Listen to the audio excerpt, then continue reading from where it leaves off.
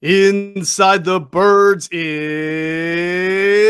back. What's going on, everybody? Geoff, Mosher, Adam Caplan, and our special guest, Andrew DiCecco from InsideTheBirds.com. And it's hard to believe it, but it's been an entire year since all three of us have done this. It is our annual, I believe this is our third annual Inside the Birds NFL mock draft. We're going to give all picks, all 32 first-round picks. We're going to go through the teams, the schemes, the coaches, what they're looking for, the needs, and then predict the picks. Now, what we're not going to do, as I tell people all the time, and I like to do it when we do it like for the website, but we're not going to like predict trades because that would screw up this whole thing. But we will talk about teams and certain trade scenarios and not only give you the pick, but then if it's not that guy, then who it might be if it's somebody else. So we'll do all that. Adam, are you excited? You ready to go? Yeah, I can't wait. In fact, I'd like to know, I'm sure it wasn't very good, but how many we got right. It's funny. So when there's people who grade these mock drafts, I guess it's like the SAT. You the first pick you should get right. It's like, you fill your name in, you're ready at a 400 or whatever the score is. Yeah. So, but Trent Baalke, the GM now, who knows, Liar's Poker, who knows if he's telling the truth or not. He said it's down to 4 players. I find that hard to believe, but we'll get into that when we get to the Jaguars pick. But it is interesting. This is a very deep draft. I'm curious what you guys are hearing. It's a very deep draft, but there are not a lot of elite players, at least on paper. Yeah, Andrew, I was going to bring that up with you because I know how much you study guys from day 1 to day 3 down the 6th and 7th round. Two things that I've got before we start doing the picks that I think is interesting is one is that I think people tend to think of it, react in extremes. Like take the quarterbacks. There are not going to be top 5 most likely quarterbacks this year. They're just not getting the hype. But when I talk to teams, it's not like they think these guys stink or are not going to be any good. It's just that the demand for a quarterback who can step in and be Joe Burrow and be somebody who can win you, games right off the bat, kind of like early Carson Wentz for the Eagles. That demand isn't high. And right now it doesn't, from what we hear, a guy like Kenny Pickett or Malik Willis could not step into, say, a team like a bad team, like the Jaguars, even though they have Trevor Lawrence, right? Or maybe the Washington or the Giants, and go out and win 8 to 10 games. And then the next year you're thinking Super Bowl. That's kind of the feeling I got. But what do you look that I get? But tell me what you think about this quarterback group in general. No, that's fair. I mean, everything that you've said is similar to what I've heard. I mean, they're not really going to find a guy that's going to step right in and lead a team. He needs to have a strong team around him. A lot of low ceiling type of players. I think Malik Willis obviously has the highest upside, but then again, he's still a raw project. So it's really hard for me to foresee any quarterback being really taken in the top 10. Although you know how it goes, quarterbacks always get overdrafted. So. Is there while we got you here, is there a guy, because you really know these prospects inside and out, day 1 to day 3, round 1 to round 7. Is there a quarterback that's going to go on day 3, 5th, 6th, 7th round that sort of intrigues you? Because I know in the past there have been some guys that you've kept your eye on for that. Yeah, I mean, this year it's really bland. I mean, even the first day 1, day 2 guys aren't really overly exciting. So You're going to find a lot of project guys on day 3. They might end up on the practice squad, but nothing overly exciting. All right, sounds good. We're going to get into this soon. One thing, fellas, that I think that, and Adam, I'll ask you, but I've seen a lot of mock drafts, and Andrew, I know you pay attention to them too. I feel like based on some conversations I've had in the last 24 hours, that any mock draft that tells you 6 or 7 wide receivers are going to be taken in the first round is probably not very accurate. And now when you say that number to yourself, it's like, oh, of course not. That's a lot. But then I know all of you guys have seen a mock draft that have Garrett Wilson, Olave, Drake London, Jahan Dotson, Treylon Burks. Who else am I missing? Probably 1 or 2 more guys. Christian from North Dakota State. Watson. Yeah, 6 or 7 guys going in the first round. I don't see that. I think the prevailing thought, both of you can respond to this, is that because now the price tag for wide receivers has gone so up because of Tyreek Hill and Devontae Adams and all that people think now teams are just going to go and try and get their wide receiver in the draft. Yes, but it doesn't have to be the first round. It has to be first round value for the guy that you're getting. Oh, Pickens, that's another one that you see going in the first round a lot. So you guys can both speak on that, but I don't see 6 or 7 guys going in the first round. Well, here's the thing. It depends on where teams are with Pickens. Particularly, he visited the Eagles. Teams generally brought him in for medical to see where his knee is at. Yes, he did come back late last season from his ACL reconstruction in November of 2020. And he's fine. From what I understand, the medical's good. He could now, if he goes in the first round and Burks goes in the first round, you're going to have 6 or 7 receivers go in the first round. Jameson Williams is going in the first. I had one GM told me, because the medical was good on him, don't be shocked if he goes in the upper half of the first round.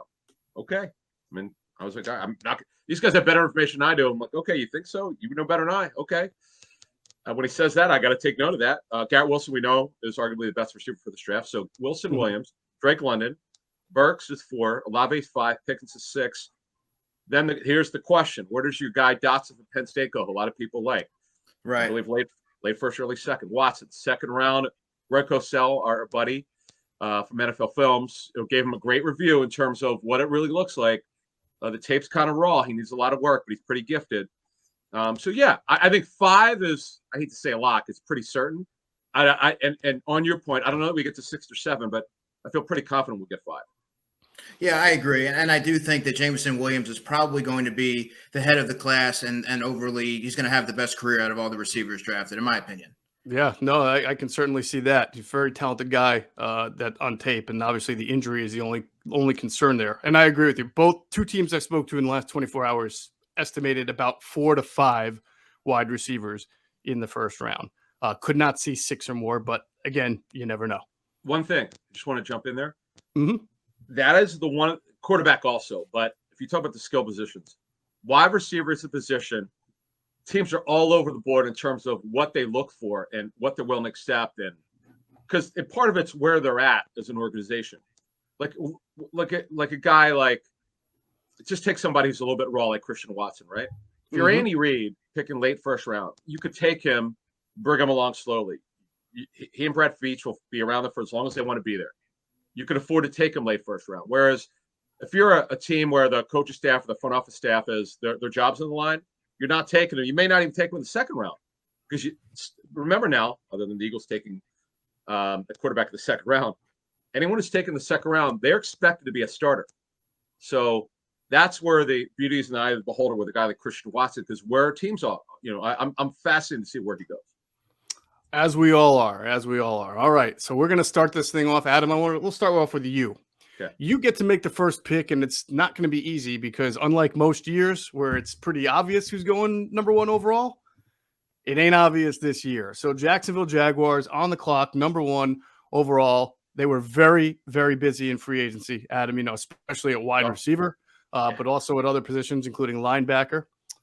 You tell me, let's go through their needs and what kind of scheme. We know Doug Peterson's a coach now, so what they might be looking for both offensively and defensively. Yeah, I believe they're going to go back to being a spread offense. This is what Doug came in 16 and 17 with the Eagles. Once the Eagles drafted Goddard, they had to go more 12 personnel, which is not really what they wanted as a coaching staff, but he had to account for Goddard and Ertz. Now they're super loaded, as you said, and wide receiver. It's kind of like they overdid it in free agency. Everybody knows about the Christian Kirk deal. But when you look at their needs, it's Brandon Linder retired their center. They need pass rushers. There's no question about that. I believe under Mike Caldwell, they're going to run a 34. That's my sense. They can use a safety for competition. The thing is with them, if they could just get their offensive line to stop underachieving, that's been the problem for them. They've kept most of these guys around. At least 2 of them are gone. But overall, see, here's the thing. The consensus pick has been Aiden Hutchinson. That's not been in debate for 3 months. It's, what are you looking for in this pick? Do you want the I hate to say sure thing or safe pick because sometimes it blows up in your face, but the guy who's camera ready, no debate with anyone who works in the NFL, it's Aiden Hutchinson. And by the way, his dad is not Steve. Though Aiden's dad did play at Michigan, but it's not Steve Hutchinson. Yes, a common misconception. I know. Well, Mike McCarthy, which I helped fuel. Oh, did you? Okay. I think in one podcast I said it. Oh, okay. To Mike, I saw his agent Mike McCartney at the Senior Bowl, and he confirmed it. And I kind of laughed. I was like, "Oh, really? How's that even possible?" They went to the same school, but he's like, "Nope." Although Aiden's dad did play football at Michigan, but it's not Steve. So if we're going upside, it's Walker, the defensive lineman for Georgia, who's got a lot of talent, a lot of versatility. I want to go to Andrew DiCecco on him, but I'm going to go with the right pick. It's Aiden Hutchinson. Okay, Aiden Hutchinson. Now, Andrew, if they didn't go Aiden Hutchinson, where could you see them going? Kayvon Thibodeaux, Evan Neal, the offensive tackle from Alabama, would be a strong pick there. But I agree with Adam. I would go with Aiden Hutchinson. And real quick on Mike Caldwell, I'm really intrigued with him. I viewed him as an defensive coordinator candidate a few years ago after seeing him at the Shrine Bowl, where you and I were there, Adam, and he really impressed me there. I think he's going to really turn that defense around. So I'm excited to see what he's going to do. But, yeah, I agree with you on that pick. Real quick on the offensive line here, though. Cam Robinson is their franchise player at left tackle. Mm-hmm. Jawan Taylor is their right tackle. Does Cam Robinson have right tackle abilities? Because you wouldn't draft, I don't think, Evan Neal number 1 overall or Ickey Ekwonu number 1 overall and start him off at right tackle. Right. So what do you know, Adam, of how they feel about Cam Robinson from being a right tackle or anything? Yeah. He's a left. They're gonna extend his contract. This surprised me 2 years in a row. I'll say this about him: it depends on who you speak with around the NFL whether they think he's good enough to be that franchise tackle. But they've made it clear they want to extend his contract. Juwan Taylor's on last year of his rookie deal. Brandon Sheriff has got, he came over from Washington, great player, but he's hurt a lot. Mm-hmm. You're not taking guard there.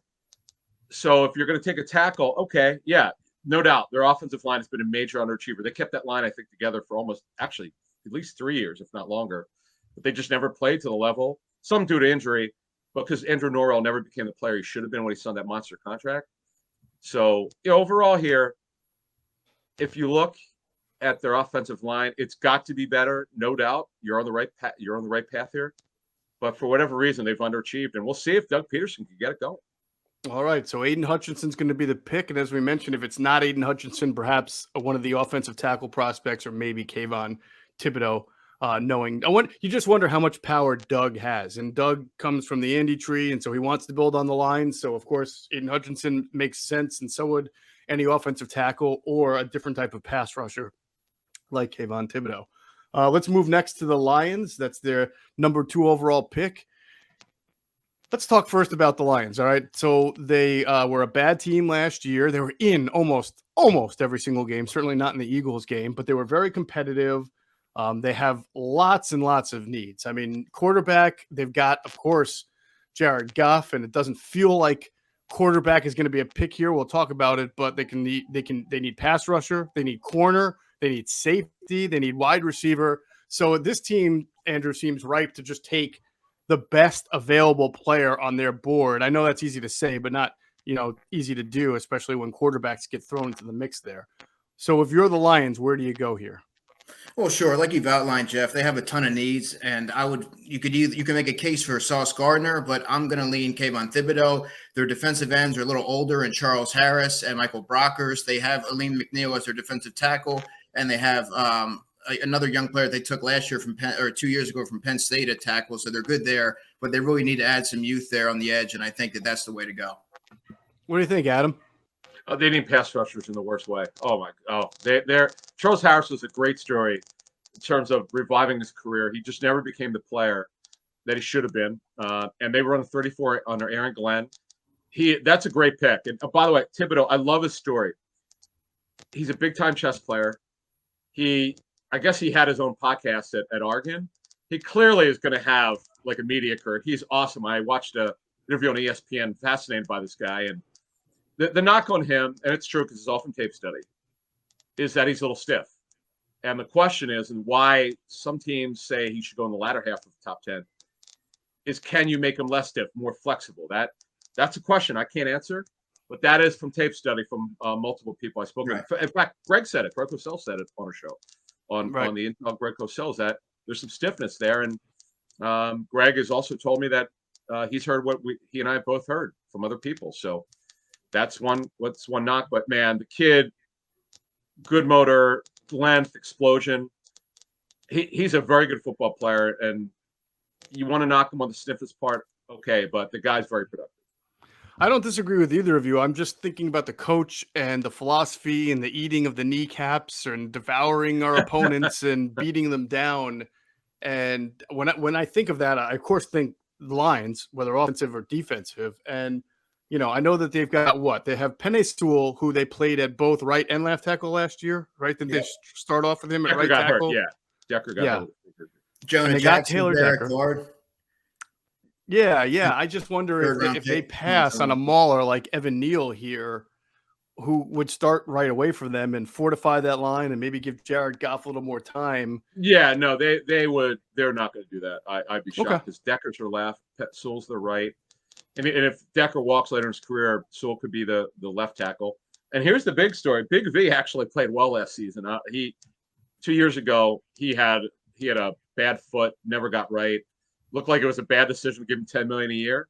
Remember, Ragnow got hurt last year. Jonas Jackson's good number 73 at left guard. So I think their line is going to be like one of the few things, guys, that they have is a good line. The rest of that roster, okay, they're good at running back, but defensively, they need playmakers, man. Now, I love the Thibodeaux pick. Look, it's a solid pick. People want to say he's stiff, and that's true from tape study. Okay, but he's still one of the best players for this draft. No, I agree with you. And there's always this thing where the draft comes, right as soon as the season's over, you have your top 10 prospects who get all the hype. And then for whatever reason, they go through the mud, they get knocked down, and then the draft comes and they go right exactly where they were expected to go when the season ended. So Thibodeaux was considered either a number 1 or a top 3 pick at the end of the year. And I would be surprised if he fell like some people have said he might fall. So I like that number 2 to the Lions. Next up is the Houston Texans, and they, to me, are a big wild card. Now, of course, they have another pick in this draft. Forget they pick 3rd, and then they pick again 13th from the Browns. So they've got an opportunity here to really upgrade that team. So let's talk about it. They're coached by Lovie Smith, and their GM, Nick Caserio, comes from the Patriots. So you sort of have two guys, right? If we're reading tea leaves and pedigrees, who believe in the front 4 rush, defensive pass rushers, probably also believe in having as many guys in the secondary as possible. But Belichick doesn't usually use a first rounder on a secondary play, on a corner or safety. He's always been able to mold the day 2 and day 3 guys into Pro Bowlers, right? And Lovie Smith, with that Tampa 2 scheme, has also never been in with or as a coach kind of prioritized having, I must have a corner, I must have a safety in the top 5. When you play at Tampa 2, you need a really good pass rush and some athleticism at linebacker. So it's kind of strange the way the draft is already shaped up. Aiden Hutchinson's gone. Kayvon Thibodeaux's gone. The Houston Texans are up. Probably not going to take a quarterback. As we outlined some of their needs, we've got defensive end pass rusher, wide receiver, corner could be one, tight end. My God, they have a need everywhere. Middle linebacker, outside linebacker. They just have so many needs. This is a great place for Sauce Gardner. However, I go back to the fact that neither the head coach nor the GM have a pedigree of prioritizing defensive back top 5. They almost prioritize having strong, physical, versatile guys, but not taking them in the top 5. So I look at the Texans. Now, Adam, you tell me, what's the deal with Tunsil? Oh, they restructured his contract. He's their guy. They did restructure, so he's not on the trading block anymore or anything like that? Yeah, I don't think he is. By the way, now Devin McCourty was a first-round pick as a corner, for the Patriots. Then he would move to safety later in his career, and boy, that was a good move. He's 34 years old, turns 35 in August. So they do have at least one guy was taken in the first round at corner. But I get your point. It's interesting though. They've the Patriots, they sometimes will go heavy in one area, then another area. For years, they would not address linebacker ever. And they drafted Adrod Mayo, who's on their coaching staff, as their quasi-defensive coordinator. I remember for doing mock drafts for years, they just would they didn't have quite the Eagles' philosophy at linebacker, but for years they just would ignore it in the early rounds. Then they took Mayo, so that was blown out of the water. But you could make a case, literally, if you look at they have clearly one of the worst rosters in the National Football League. You want to say it's the worst? I wouldn't argue with it. Maybe Jacksonville, but they have so many needs. If you I like your pick of Sauce Gardner. I love that pick. I don't think they make the pick though. Okay. I don't see them taking Sauce Gardner here. I just don't think they value that. I think Sauce would be the right pick, but I don't know that if it'll be the pick. I'm with you. I'm thinking either pass rusher or offensive lineman here. And I'm tempted to think because of when you run a Tampa 2, right, you need some really good, fast edge rushers, but you also need a strong inside interior guy like you've always seen with a Tampa 2 style. So I'm not going to rule out Jordan Davis here. I know it's really high, but this organization wouldn't shock me. But I see Trayvon Walker as that guy who can play multiple positions across the front and be a really good passer, the type of undersized pass rusher. No, he's not undersized, but I mean, he's got that edge presence that you need, but also the versatility I think he can even kick inside on a pass rush if they want. He definitely can. And so I'm going to go Trayvon Walker here. I think he makes sense for what they want to do defensively and what they are now. So that's going to be my pick. Yeah, look, he's going to go top 5. Look, he definitely, as I understand it, is in play. It's not just internet rumors or the Jaguars GM trying to play stuff up. From what I understand, it's legit that Walker's in the conversation. And if you look at their D-line, right, they've got one guy who could rush the passer, Grenard, who was a third rounder in 2020, who's been actually a really good story. But they're very weak at D-tackle. They have very little depth at DM. And Walker is a guy who's a movable chess piece guy. I love the pick. Again, he's a guy, he's a high riser. You like the numbers to be a little bit better from a production standpoint, but the tape's very intriguing. And again, this draft is not super high in elite talent. And by the way, Jaguars GM Trent Baalke did say there are 4 players they're looking at. If he's telling the truth, that would mean 4 elite players because they're the first overall pick. All right, we move on to the Jets. And again, I'm just going to keep an eye on Jordan Davis to the Texans because from a scheme fit, it makes a lot of sense. But we'll see. All right, Jets at number 4.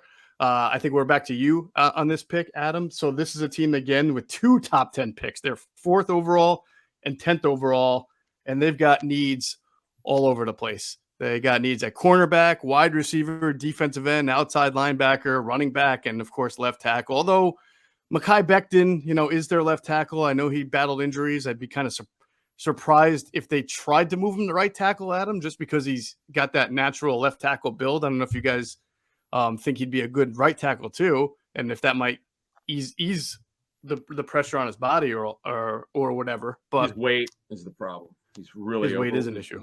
Really overweight last season, and that's why George Fanu was a good story. He had to move in there and did a really nice job. I know that Robert Saleh, the head coach of the Jets, say earlier in the offseason they compete for the left job, but that's not what they want. They want Becton to be the guy. Now, it doesn't preclude them from drafting the tackles, like as early as the 3rd round, who, if Becton doesn't work out, they move on from him. Becton's never been about talent. You mentioned he had the high ankle sprain.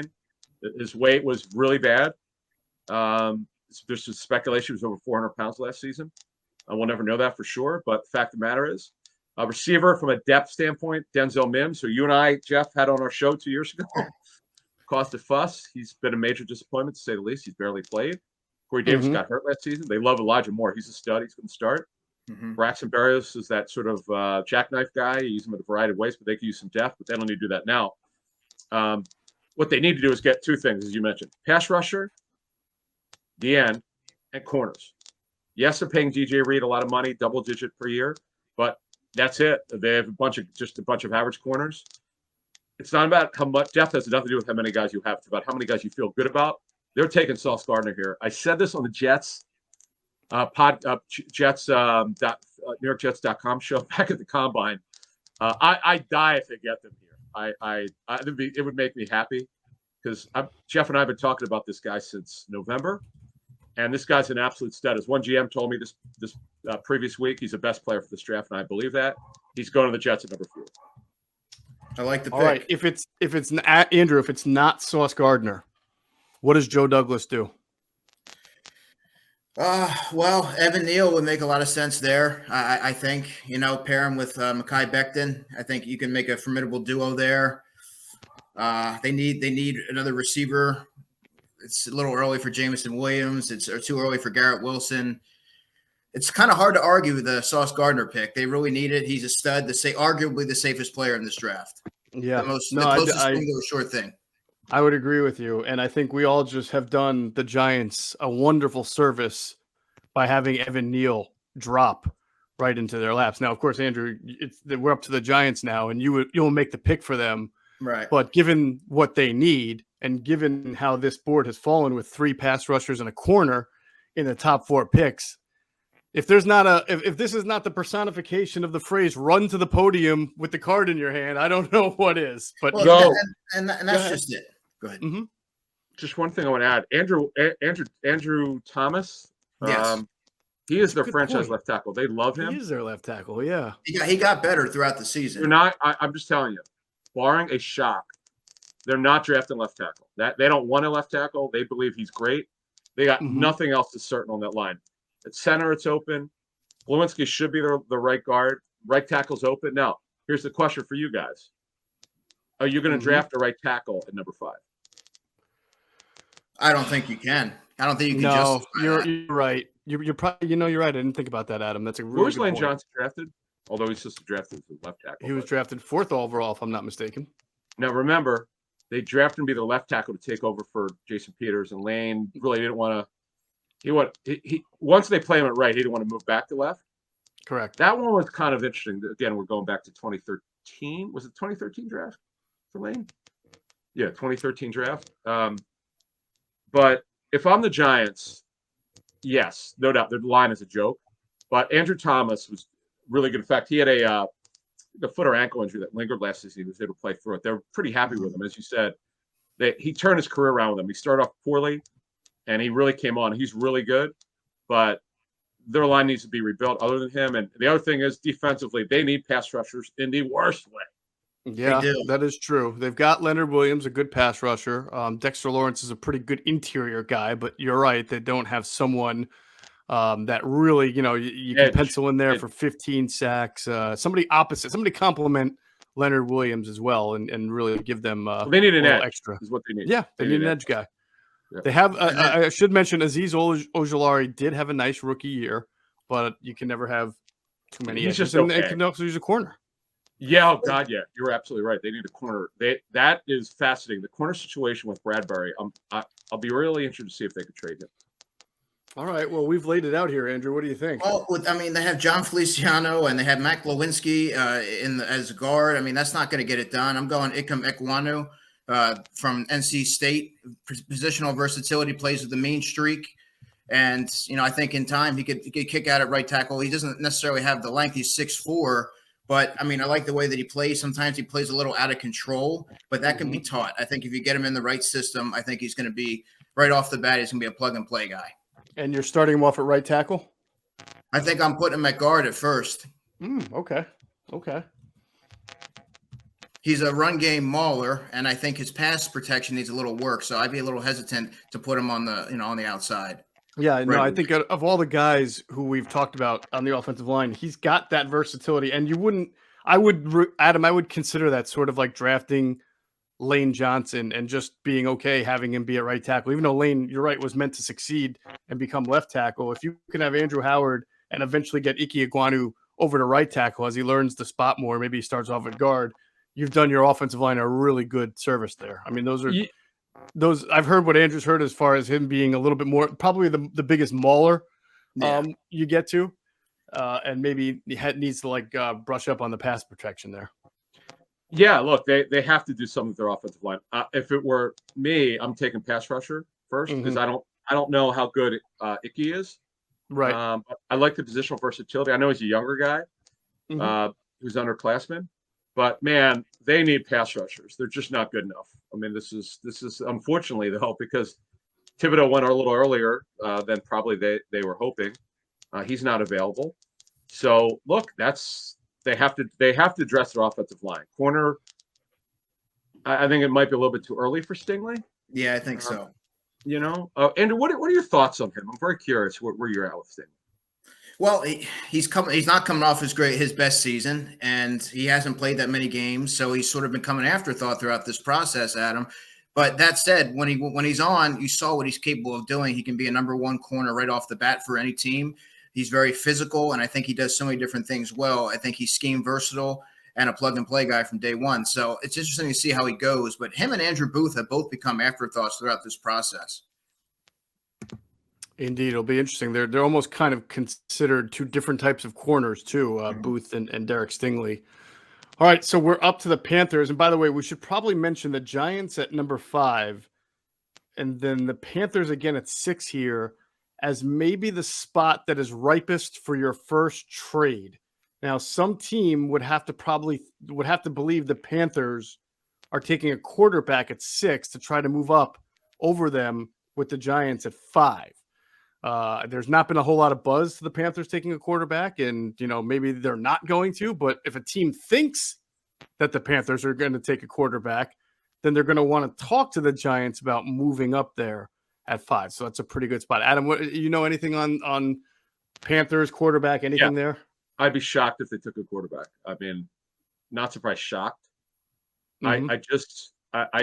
I kind of felt, just talking to teams that have talked with them, they feel like most of the league does. There probably will not be, and of course, no one has their draft board. But most teams don't think a quarterback will go in the top 10. Could look, last year we were shocked when the Niners made the big trade up for Trey Lance. He didn't wind up playing very much in year 1. So Jimmy Garoppolo got hurt. But fact of the matter is, Geoff, you said it pretty well at the start of this thing. This is not a good class on paper. This is not a high-end class. Maybe down the road, right, 3 or 4 years, a couple of these guys will turn out to be much better than we thought.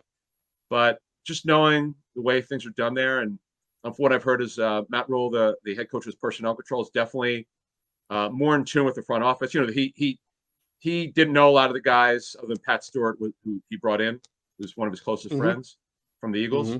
He didn't know a lot of these guys, and they've developed, from what I understand, they've developed a pretty good working relationship with the whole staff there, and they're all working together pretty well. And I believe, because he's got a good veteran staff there with Scott Fritter and Dan Morgan and Pat Stewart, who we mentioned, I think they'll go with the best player there. The best player would be a left tackle. That because, and I defer to Andrew on that. Do you like the left tackles that are here? I do. I think you have to do it. I mean, their offensive line is porous. It makes the most sense to take the best player available, which is also happens to be their most glaring position of need. So it kind of behooves them to go that route. Well, it just so happens it works out that what I said about the Giants is actually true about the Panthers then, that the way this draft has fallen. A quick recap: Jaguars take Aiden Hutchinson, defensive end out of Michigan, first. Lions take Kayvon Thibodeaux, defensive end out of Oregon, second. Texans go with Trayvon Walker, defensive end from Georgia. The Jets get Sauce Gardner, the cornerback from Cincinnati, and the Giants take Ekwonu, the guard/tackle from NC State. And that leaves the Panthers with a very easy pick for me to make. But before I make them, I want to let everybody know about our friends at Devicor. We've been telling you over the last year, this is what we've seen is the great resignation. It's been clear that there's no better time to change careers than the present.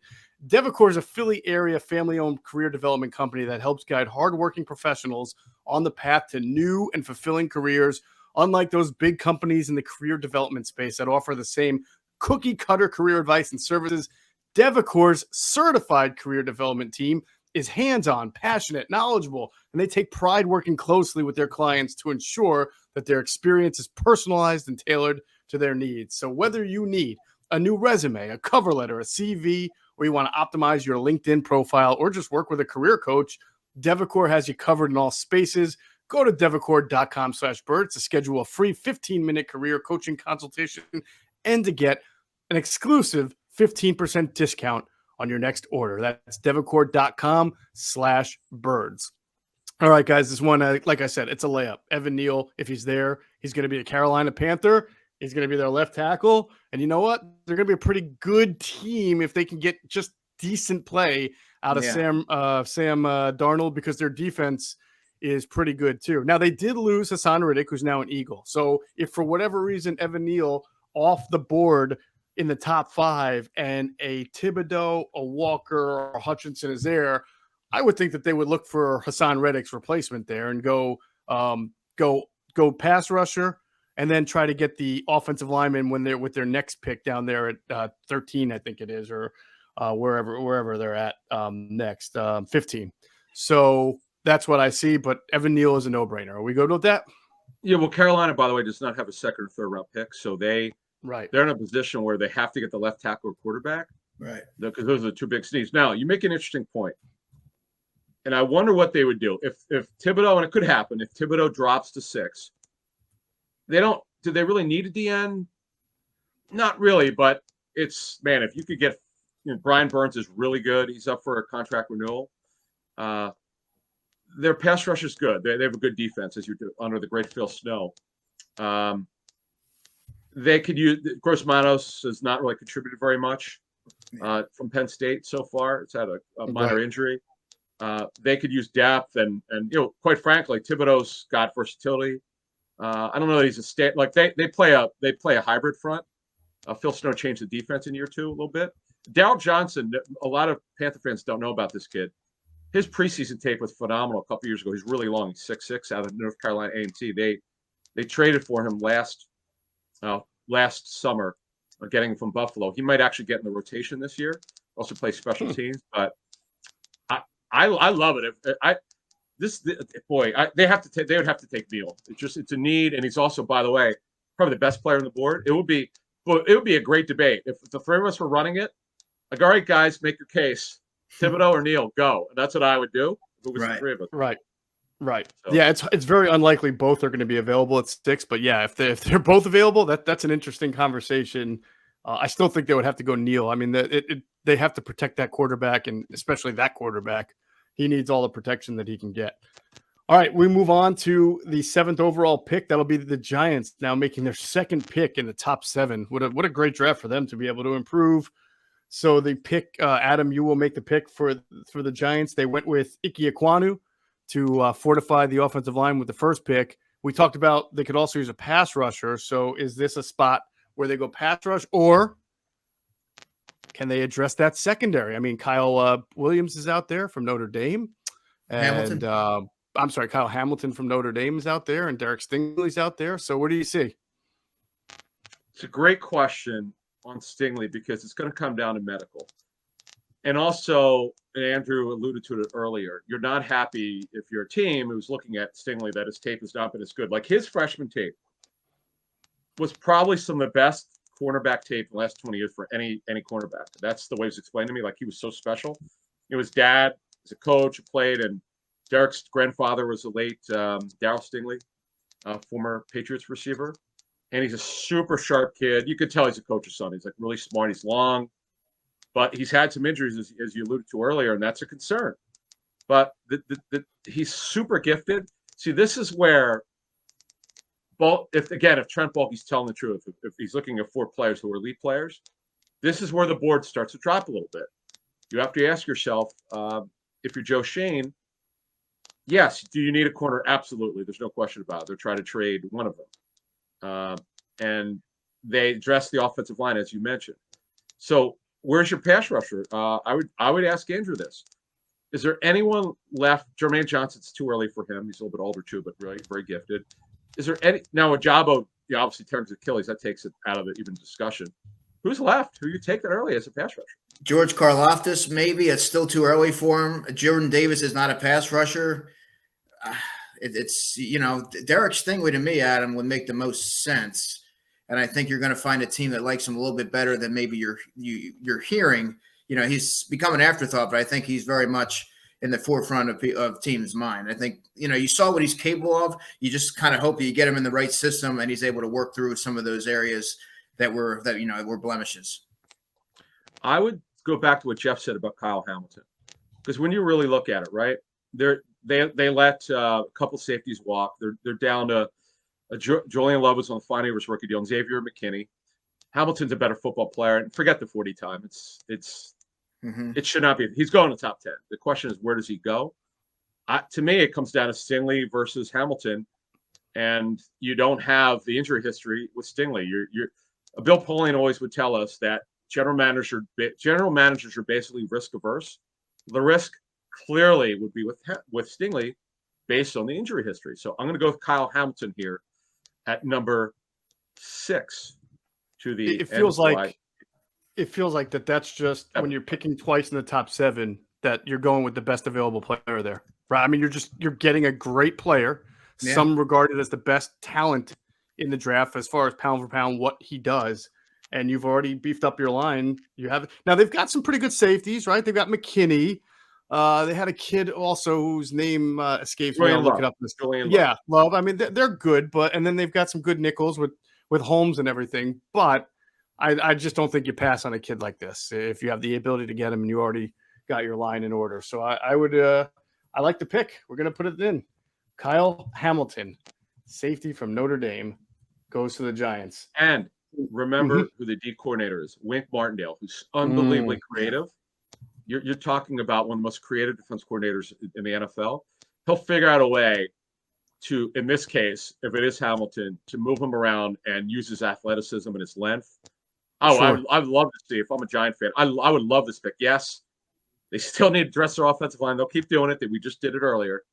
But I would love this pick if they got it. All right, next up are the Atlanta Falcons. Andrew's going to make the pick. Now, again, I feel like we've been saying this about a lot of teams, but there's very few spots that the Atlanta Falcons have wrapped, other than tight end with Kyle Pitts, right? That you can, and they got a good year out of AJ Terrell, their second-year cornerback. Yeah, looks like he's going to be a pretty good player. But really good. Every team can use another cornerback. But pretty much this team could use the best available player. And Andrew, and I'll ask you, is this the first opportunity for a quarterback to go off the board? Possibly, but I'm not buying it. I'm going to have to go receiver. When you look at what they have, I mean, they really can't line up right now. I mean, Damiere Byrd, Olamide Zaccheaus, Auden Tate, that's not going to get it done. So I think if the board shakes out this way and you see Jameson Williams out there, you run to the podium, you make him the pick. If the understanding is that he's going to be ready by training camp, because if not, then there's, Garrett Wilson becomes in the conversation, because right now the Falcons are in such a predicament that barring a trade for a veteran receiver, they need somebody that they could plug right in and they could be the top guy to complement Kyle Pitts. So it's all going to depend on where Jameson Williams is. It's so funny you mentioned that, Andrew, because the GM that I spoke with a couple of days ago did say that there's a chance Jameson Williams goes in the top 10 just based on he's going to be able to play this season. This GM said there's a possibility that he could start the season on PUP. Certainly for training camp, he'll start on it. Then the question is there any way he could contribute in the first quarter or so of the season? If so, then you don't have him on the regular season PUP, and you just bring him back. But it's all about year 2, 3, and 4, obviously. And without the ACL, he's a top 5 pick. There's no question about it. I wish we knew a little more, real quick, on the tendencies of the GM whose name is suddenly escaping. He came over from Terry Fontenot, right. He came over from the Saints, was it, Adam? Correct. Mm-hmm. Right. So the Saints are a team that builds usually through the lines. They love offensive linemen, they love defensive linemen, but it doesn't feel like a spot there. But the Saints have put high investment right in the secondary. They, Malcolm Jenkins was a first-round pick for them. Marshawn Lattimore was a high pick for them. I'm trying to think. There was a safety. Kenny Vaccaro. Kenny Vaccaro. Yeah. So this does feel like a spot for, if not and wide receiver, is that a spot that the Saints have not traditionally, because they had Breeze. Just so you understand, it's the biggest need by far in the football team. Nothing matches it. It's wide receiver, definitely. Yeah, it's the biggest need of probably any team in the National Football League other than the Panthers at quarterback and left tackle.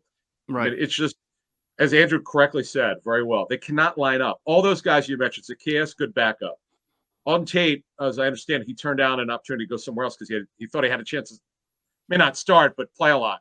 It tells you where we're at with Atlanta. But the problem, as you brought up, we just don't know when he's going to be ready exactly. It just so I wanted to bring that up to Andrew, because I may try to convince you, and it's still your pick, but I'm going to use your own words. They can't start a game right now with what they got at wide receiver, and we don't know if they'll be able to have Jameson Williams for the season opener. We do know that Garrett Wilson is a very good wide receiver who's also of top 10 talent. In fact, I thought you were leading us into Garrett Wilson when you were giving your reason there. Do you think maybe Garrett over Williams because of that? Like, because they need a guy who they can get in the camp, the OTAs and training camp, and get going with their quarterback here? I mean, you could certainly make a case for it, Geoff, but when you have an opportunity to take probably the receiver, it's going to be the head of the class and complement what you already have in a unicorn of a tight end and Kyle Pitts. I think you have to make the pick and trust the medical. And, I'm going to go with Jameson Williams. I love it. I tried to convince you, but I was hoping you were going to stay strong on Jameson Williams because I think that makes it more interesting. So good for you. Let's move on. So Jameson Williams goes to the Falcons. Seahawks are next at 9. Adam, what do you think? Or is it my pick at 9? I don't even remember. I took It's you. Kyle Hampton. Oh, it is me. All right. Well, the Seahawks, this is to me potential quarterback spot. If it's going to be a quarterback, I feel like Malik Willis would be the perfect guy for them because they're going to want to run the ball and play defense. And, I'm not going to say that Malik Willis is a Russell Wilson clone, but obviously they can get him involved in the running game if they have their own functional running game as well. If they're not going to draft a quarterback, I'm looking and I see, they always need some offensive line help, left tackle, right tackle. They could use Derek Stingley as a cornerback. They don't traditionally draft corners in the first round. I got to tell you guys, I really feel like this is an aggressive team and they like to surprise you. I can see Malik Willis going here. You're going to talk me out of it because there's not a left tackle that I think that they would take. I don't think Charles Cross is the 9th overall pick in the draft. They're pretty set at wide receiver. This is good trade down territory for their want. I'm thinking Jordan Davis because they do love versatile defensive linemen. They've always kind of had a priority on that. So I could see that happening. But, if the Seahawks don't get a quarterback now, and they literally have the guy from Denver with the backup, Drew Lock. Yeah. This is not a situation where, your number 2, you're thinking of him as a bridge for a year. I think this is a good opportunity when everybody expects the Seahawks to rebuild this year to go ahead, get that quarterback, and then build up around him. They certainly have enough weapons at wide receiver to help that. So I'm going to give him Malik Willis unless you guys try to argue me out of it. I mean, historically, quarterbacks get overdrafted, and it's kind of hard to foresee. Given the state of the quarterback class, it's kind of hard to foresee one slipping out of the top 10. I could certainly see where you're coming from there. I guess it's going to come down to preference: Kenny Pickett or Malik Willis. I think they go Willis. Adam, I would go Pickett. He's just, as they say, more camera ready. Mm-hmm. Played in a pro system. Now you make a good point though, Geoff, on the running because of Pete Carroll. We know what he wants to do. He doesn't want the quarterback throwing the ball a lot.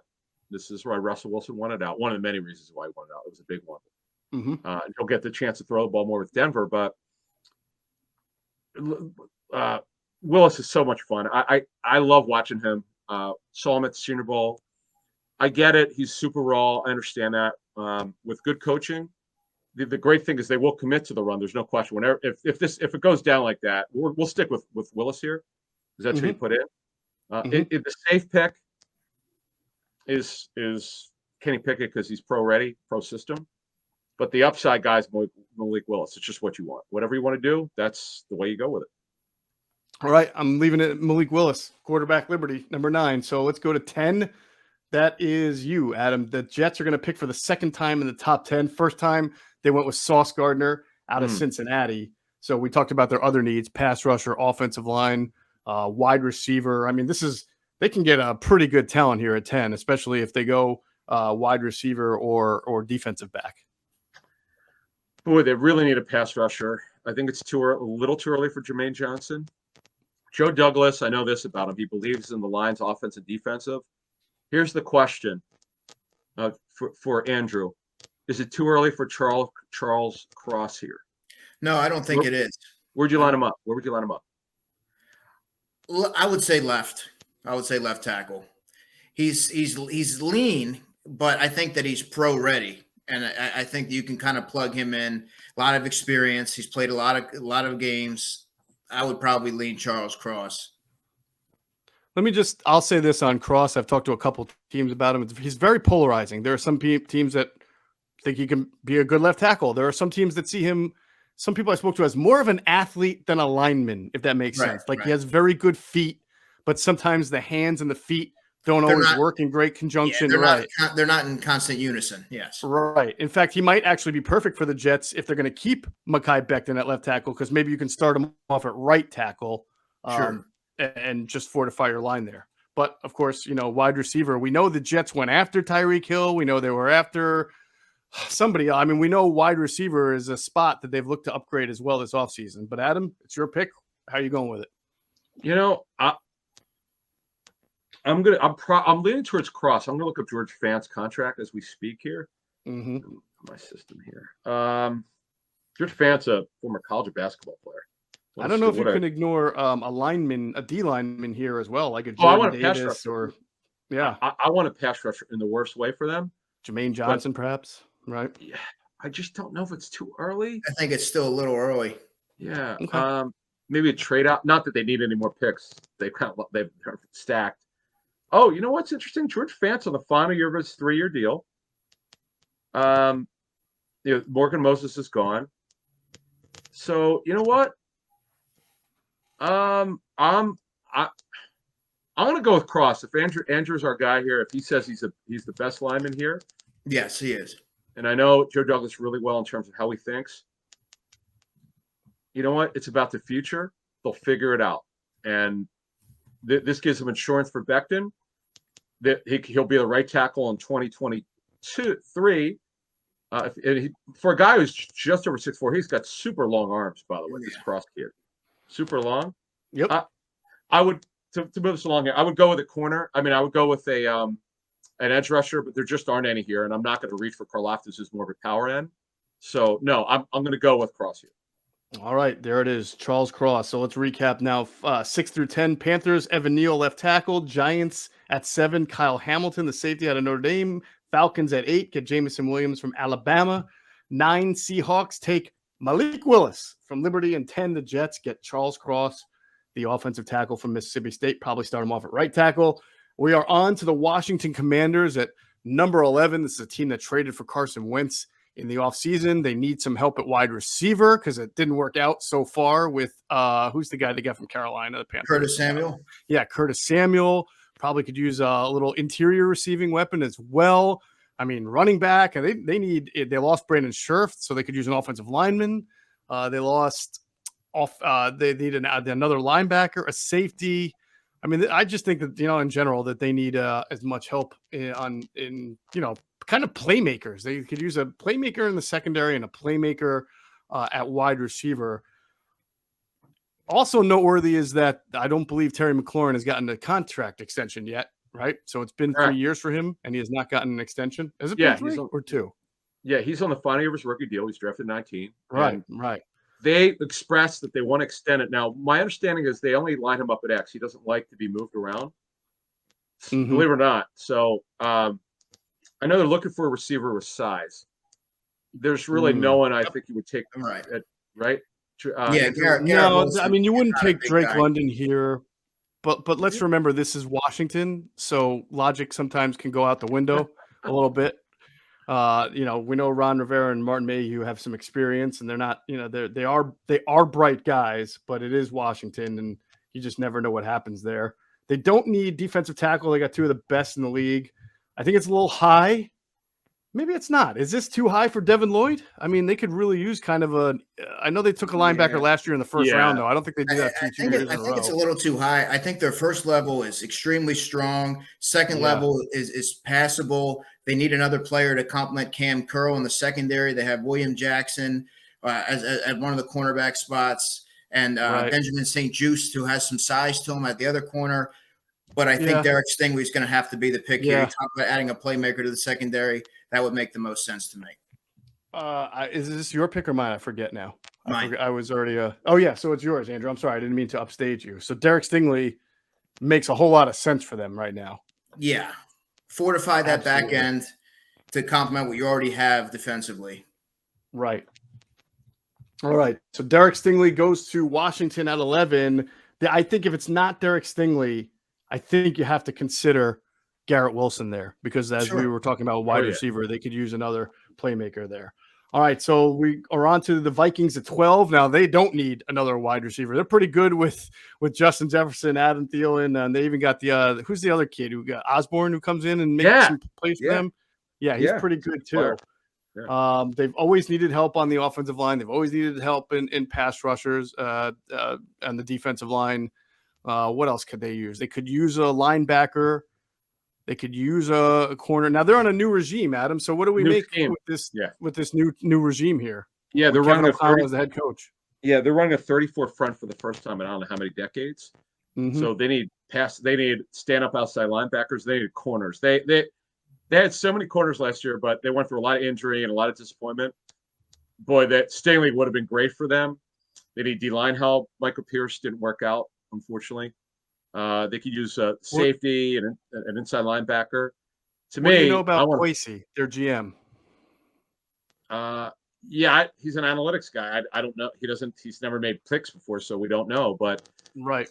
you know, you have Kevin O'Connell, who's going to call the plays as their head coach. Yep. To me, You nailed. I was leading you into that analytics comment, though. I was leading you into that kind of analytics comment because I like this spot for Jordan Davis right here, man. I like this spot. You know what? Running the 3-4. Yeah, look, the kid is super. I mean, he's got rare gifts. You're right. And this is around the area in the teens that I think he would go. Mm-hmm. It's a tough deal. It's, you know, they got Darisaw last year as left tackle. Brian O'Neill, they extended his contract as right tackle. Bradbury, Ezra Cleveland. Just picked up Jesse Davis, who's a guard right tackle from the Dolphins who was cut. I don't see a lineman here. Thielen's getting older. Like, they don't need to take a receiver now, but they may want to address it at some point in the draft. Yep. But you're right. Change its scheme. I think for who the Vikings are, what they need, you know, I mean, you know that they've got Kirk Cousins, you know they've got good receivers, you know they've got Dalvin Cook. I mean, they could go offensive line. They need help there, but this is not an area where I think at 12 you're now getting offensive line. Yeah, I don't think you're taking a linebacker here. I just don't think. If it was Zimmer, I might consider that. But this is a new regime, and a guy who's really into analytics, as Kwesi is. I'm taking the guy who's an analytics dream, and that's Jordan Davis. It's either Jordan Davis or Andrew Booth, the two best players on the board. Yeah, I was thinking Andrew Booth as well. Both are needs. Yeah, I feel like 12 might be a little too high for Booth, just based on some of the things I've been told about this year's cornerback class. So to me, it's Jordan Davis. Okay, cool. All right, Jordan Davis to the Vikings. Adam, you're up next with the Texans at 13, and this will be the second time the Texans are picking. They picked third overall. We gave him Trayvon Walker. So, again, Tampa 2 type of team. They need weapons. They need pass rushers. What do you see here? They need everything. Yeah, they need everything. Boy, if this is not Garrett Wilson territory, I don't know where it is, but you never know. No, that's who I'm leaning towards here. Now, they just extended Brandon Cooks' contract. Nico Collins is their big receiver, their X. Cooks will be their Z. They have no depth at all. He just gives them just a playmaker and a really polished receiver. Now, they need offensive linemen too. They're weak there, particularly on the interior. And they need pass rushers out the yin-yang, as they say. They do. They need pass rushers in a big way. As you mentioned, they need linebackers. They need corners are bad there. Stephen Nelson is a 2-year deal with a 1-year structure. Right. Remember, we did give him Trayvon Walker in the first. So we addressed the pass rusher. Not that they can't use more. I'm just saying. He's a hybrid. He's a versatile guy. I'm going to take the best player here on the board for them. And to me, it's Andrew Booth. They're so bad at corner. Wow. You got to take the best player here. That's a good pick. Okay. Interesting. Andrew Booth. I like Andrew Booth. He's another guy that you really haven't heard throughout the pre-draft process because he hasn't been able to participate in a lot of the activities. So, but you can't argue with the tape. Very good player, complete player, ball hawk, smart, good football IQ, moves well. All right. Well, do we know what kind of defense are the Texans? Because Booth has been described to me as maybe a little bit better of a zone corner than a man press corner. So they're playing Tampa. They're running Lovey's defense. Okay, so that would make. Oh yeah, of course. I'm sorry, the Texans. We already talked about that. All right, so yeah, he would absolutely be a scheme fit. There's no doubt about that for the Houston Texans. All right, Andrew Booth, the cornerback from Clemson, goes to the Texans at 13. So now we're up to the Ravens. 14th overall. Man, that's a if you're the Ravens, you're loving that you're picking 14th overall. You're not loving that you didn't have a great year last year, but we know that the Ravens are annually pretty good. And to have a high pick like this, I remember thinking 2017 when the Eagles took Derek Barnett, and then the Ravens followed up and went with the corner Marlon Humphrey. That was a good pick by them. So this is a team that could also use a corner, wide receiver, and they're always looking to upgrade at pass rusher and interior rusher. Mm-hmm. So with that said, Andrew, who do you like for the Baltimore Ravens here? Well, Adam mentioned that Michael Pierce didn't work out for the Vikings, and now he's their defensive tackle right now. I can't help but look at Devontae Wyatt and feel like he'd be a great fit. They have a really old line in Derek Wolfe, and they have Calais Campbell there as well. Need to add some youth. Obviously, Wyatt's a little bit on the older side as far as rookies go. He's 24 years old, but you got to like his pass rush upside from the interior position. That would be my pick. Okay, no offensive linemen that intrigue you, because this is a team that prioritizes that position, right? In the draft. Yeah, there's not – that wouldn't be the best player available. Too high for Tyler Linderbaum, huh? I think so. Just a little bit. Okay. All right. Morgan Moses was their offseason signing at right tackle. Ronnie Stanley returns to left. So, yeah, I could see it wouldn't be an offensive tackle. It would probably be an interior alignment if they went. So if it's not Linderbaum, then it's not going to be an offensive lineman. So you are going with Devontae Wyatt from Georgia. I like it. All right. That brings up the Panthers again. Now, we gave the Panthers the first spot. No, I'm sorry. I'm sorry. What am I talking about? Eagles. Yeah. Eagles are yeah. picking. Yeah. This is the pick everybody's waiting for, and I almost blew it. All right. So this is an interesting spot. The corners are gone. We know how badly they need corners, right? The safety, Kyle Hamilton, is gone. We know they're not going to take a safety in the first round. Garrett Wilson's available. According to the way our draft fell, Garrett Wilson's available. I would have to think he's the best player on most teams' board at 15 overall, because I know some teams like him as a top 10 wide receiver. Jermaine Johnson's also available. We know the Eagles prioritize pass rushers, and in many cases, they would prioritize the pass rusher over the wide receiver. George Karlaftis is available. Daxton Hill available.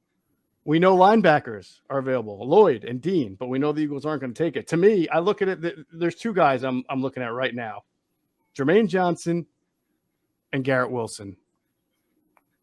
Now, if they go by I don't want to say that, but I don't know how their board looks. But knowing the Eagles the way we do, I feel like Jermaine Johnson is probably the pick here. Even though for some teams the pick might be Garrett Wilson, I'm thinking the Eagles, their mindset, Howie Roseman's mindset, and that it would be Jermaine Johnson.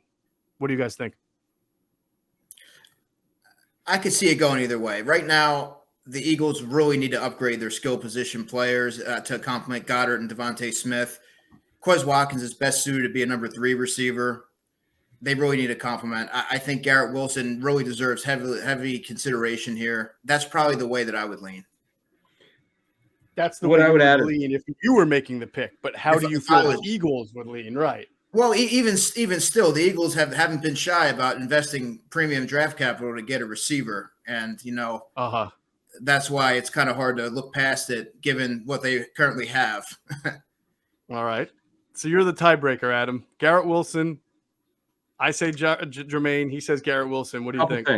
A couple things. They did not have Garrett Wilson. What I'm told is they already knew they didn't need him in. They had all their information. The 30 visits. Which is a good thing. Right. Mm-hmm. 30 visits are typically they need more information on medical, or they wanted to interview a guy and he was not available for some reason at the Combine or Senior Bowl. It doesn't mean that you're not bringing all those reasons. But it's generally those reasons. There's 4 or 5. It usually matches one of them. Now, Jermaine Johnson, a little older, he turns 24, but there's ways to explain to me it doesn't matter because he's not a running back. You want him to you need 6 years out of your first round pick. So he turns 24 in January. So the first season he's 23. So yeah, you're fine with that. You don't have a problem with it. You have a problem at running back, drafting someone who's 24 or older. You're not going to do that in the first couple of rounds because it's got the shortest shelf life of pretty much any position that matters. But at the end, it's not a big deal unless the guy's got a big injury history. Plus, he's older, then it becomes a problem. But I did ask about that because there's some older players, and the personal people I trust told me not a big issue because he's not at a position that you can't get 6 years out. Now, linebacker, it's a bigger problem. It's interesting. I'm talking about interior guys. They get a lot of traffic. Linebackers, analytically, are more susceptible to injury, believe it or not. So, what do you think? I'm going with Garrett Wilson. He's the best player there. All right. That's what I I'm would going to let you guys break this tie. Even though I felt it would be Jermaine Johnson, I will go. We do this communally. So I will take Garrett Wilson for the Eagles, wide receiver from Ohio State at 15. Keep in mind, of course, you're the Eagles. You're picking again in 2 or 3 more picks. So you may take the guy that you think won't be available as opposed to the guy who might still be available a few slots later. All right. So now we go to the Saints via the trade with the Eagles. They have the 16th overall pick. Adam, that is you now making the pick for the New Orleans Saints. I understand, they made the trade. They got the extra pick from the Eagles. Typically, you don't trade up for it. Let's put it this way. If a left tackle and quarterback are your needs, which they are, you get the quarterback. Kenny Pickett's there, you take him. I mean, I understand James Winston. He's got a 2-year deal. First year is a lot of money. So what? You're not drafting a guy for 1 year. You're drafting him for 6 to 8 years, hopefully, if you get it right. So Kenny Pickett's got to be that guy. Pete Carmichael's going to take over as the play caller, the offensive coordinator. This is the pick. I mean, they needed a quarterback for the future. He is that guy. Still need a left tackle, though. But I'm going to go with Kenny Pickett. All right, Andrew. I mean, it makes sense, right? You don't trade a future first if you're not really in it for a quarterback, right? No. I mean, they pretty much gave you the answers to the test right there. All right. Kenny Pickett to the Saints at 16th overall out of Pitt. All right. Chargers are up next, and that means, Andrew DiCecco, you are picking for the Chargers, who are an interesting team. They let a lot of guys go, of course, in the linebacker. They let a few guys go this season. They're kind of reshaping the team in Brandon Staley's image. So what do you see this team doing? Well, they have Drew Tranquill at linebacker. They have Kenneth Murray. They're all right on the edge. They have Bosa, Khalil Mack. I look at their offensive line. I see Corey Linsley. He's 30 years old. You see Tyler Linderbaum sitting there. If I'm the Chargers, that would make the most sense. So I'm leaning Tyler Linderbaum. So you're going to start him off at guard? Yeah. I think he can play Linsley at center. Okay. Yeah. Adam, if they didn't go guard, I look at the Chargers and I think, man, if they put Devin Lloyd on that defense that already has Derwin James, it already has that defensive line with the Bosas. I mean, they're building something there on defense, and they have a chance to add to that. I don't know how they feel about linebackers in the first round specifically, but what do you think? Yeah, it's got to be line. They don't have a right tackle or right guard in terms of center, in terms of starting. Yeah, I love the pick. I understand some people want him at center, but generally guys who can play center can play guard. So I would do that. And as Andrew talked about, when they're done with Linsley, he can move over to center. The way I understand it is the head coach wanted to get more physical, bigger on their front. And they'll do that. And obviously, Khalil Mack coached for 1 year when he was the outside linebackers coach. Brandon Staley was for the Bears. So he gets his guy here. Although he was hurt. I mean, he's been hurt a little bit, Khalil Mack. He's around 30 now. But they have to rebuild this offensive line, and they've got their franchise quarterback. Boy, did they get that one right. Yeah, they did. Now, Linderbaum from Iowa. It's a good job, Andrew, because that really fortifies their offensive line, helps out that quarterback. They've got great weapons, both at running back and receiver, and they'll be ready. And I think, who did they get in free agency in the offseason? They made a big splash, didn't they, on defense? Didn't they go after someone? So they got Mack. Oh, they got the cornerback, right? Didn't they get a corner? Yep, J.C. Jackson. Yep. Yeah, J.C. Jackson, right. So, and then they're expecting Kenneth Murray to be healthy this year and a little bit better than he was as a rookie. So that's a good pick for them. Brings us back to the Eagles, and I think we've just all got a good glimpse of kind of the mentality that they can have at 15 if they do have to choose between Garrett Wilson and Jermaine Johnson or other pass rushers, because when you take Garrett Wilson, as we did for them at 15, it still leaves Jermaine Johnson available according to our board. If not, there's a George Karlaftis available. So there's still guys who can rush the passer. David Ojabo, who I know that they've liked since the beginning of the process. Now, would they take him? That's the question. Would they take Ojabo coming off the injury? They did well with Landon Dickerson. They did not do so well with Sidney Jones. Obviously, two different people, different positions, but it's not like they've been afraid of doing this before. It's a spot that they value. I would say they would go with Jermaine Johnson here available, but I don't think we can discount the idea of them taking an Ojabo or a Karlaftis. What do you guys think? Yeah, Karlaftis is just not a good enough pass rusher. They want, and remember, they're an analytics type team. They're lightweight speed. Jermaine Johnson fits that. The age thing it was an issue for me until I talked to people that make decisions, and two people I trust, they didn't think it was a big issue. Again, it's by position. At other positions, you might be more concerned. Again, you're looking for 6 years to get out of a first round pick, and that if you get that, you've gotten it right. And obviously, the guy's got to get a second quarter contract. I don't know of any injury history. I know he's a transfer, Jermaine Johnson. Mm-hmm. He's probably had the strongest offseason of any player. Senior Bowl, combine, everything. He's definitely helped himself. So they got their. Do we have the chutzpah to go? Do we have the chutzpah to go Ojabo here? No, I don't think you can justify it. Yeah. Okay. Because it's worse than an ACL. Achilles is a 2-year injury. Right. It's a way I agree with you. And I'm going Jermaine Johnson. I would go with McDuffie, but he doesn't fit from analytics. He does not fit from a height. He just doesn't have it. He's got short arms. He's really gifted. I would love to go corner here in the worst way. I mean, I would go, guys, if you were my guys, I'd say, all right, give me a corner. Give me a corner that's not McDuffie. Give me a corner. Yes. Well, unfortunately, a corner not McDuffie. There's 3 good ones that have already been taken in our mock draft. So, all right, it's going to be Jermaine Johnson. Then. Yeah, McCreary I like. Elam I like. AB Abram's. Look, I mean, there's a possibility of the way this shakes out that they can trade up in the second round. They've got a lot of bounty to get a guy like that if they're there in the second round. And then Marcus Jones. Who? Marcus Jones from Houston's a corner. We'll go later. Oh, okay, yeah. Also, Daxton Hill. Geez, that's a great one. Yeah. Look, I thought about it, but that's a great pick. That is a great pick. That's kind of interesting in that spot. He could play nickel. He's a safety. The thing is, he's a safety who can play nickel. He's not an outside corner, so they're not. I know. You're right. They're not going to use a first round pick on. But he's so gifted. But I'm going for the need here, which is he's got everything you like. He's got a great motor. I'm gonna stick with Jermaine Johnson. All right. I think that was my pick actually. So you're gonna pick next for the Saints. So Jermaine Johnson goes to the Eagles at 18. So the Eagles come out of this first round with Garrett Wilson, Jermaine Johnson. I think that sounds pretty good. If you're the Eagles and the Eagles fan, you got to be pretty happy with that. So now we will go on to the Saints. Adam, you're up. Who are the Saints getting? They took Kenny Pickett at 16. Now they're here at 19. Who is the best left tackle available? Andrew. That is a good question because the early run. Trevor Penning from Northern Iowa, probably. Oh, he's long. Yeah, he's long. He's long, but I feel like he projects at right tackle. I think his athleticism has come under question. Yeah, you like his toughness, his attitude, and tenacity, but I don't think he's a left tackle. I think he's more of a right. Did Cross go already? Yeah. Yes. Yeah, okay. Little bump went. He's a guard, though. Zion Johnson is more of a what? He's a guard.